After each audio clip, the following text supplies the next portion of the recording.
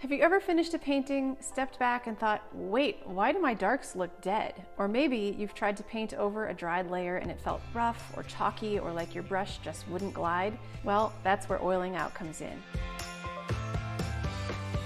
Hey guys, Anna here. I've been getting a lot of requests for short videos explaining oil painting terms we artists tend to throw around. So whether you're new to oils or just want to deepen your understanding of the techniques behind the craft, this series is for you. Today we're talking about a super useful one, oiling out.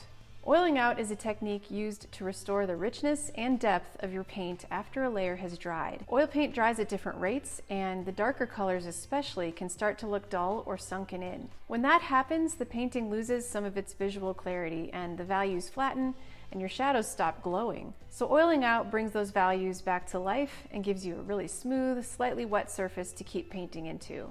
Why do we do it? Well, when your surface is uniformly slick, you can judge your values accurately again, and your brush strokes feel smoother because you're essentially creating a refreshed working layer. Think of it like rehydrating dried skin. The surface just works better. So this is especially helpful when you're returning to a painting after a few days, you need to match fresh paint to previous values, or you're refining final details in shadows and transitions. There are a few different mediums you can use to oil out, and also some that I recommend avoiding. I personally switch between two different categories depending on how much time I want before it dries. If I want something faster drying, I choose liquid or another alkyd medium. If I need longer open time, I'll use oleogel, which is a gelled linseed oil made by Rublev. Gel mediums are great because they stay where you put them. They don't drip down the canvas and they don't create an overly oily surface. You could use straight linseed oil, but I've learned the hard way. It takes forever to dry and it can easily get gloopy or run if you use too much.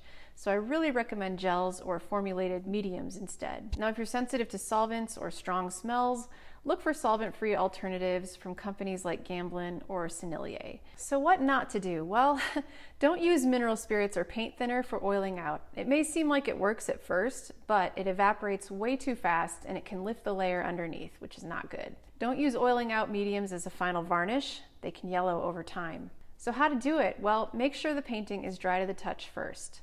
Then take a very small amount of medium, brush it gently over the area you're about to work on, and only oil out the section you'll be painting, not the whole canvas, unless of course you plan to work on everything at once. And then you can start back into your painting. That's oiling out, it's that simple. But it makes a huge difference in clarity, color richness, and paint handling. And if you've ever struggled with dull darks, congratulations, now you have a solution. Thanks for watching and happy painting.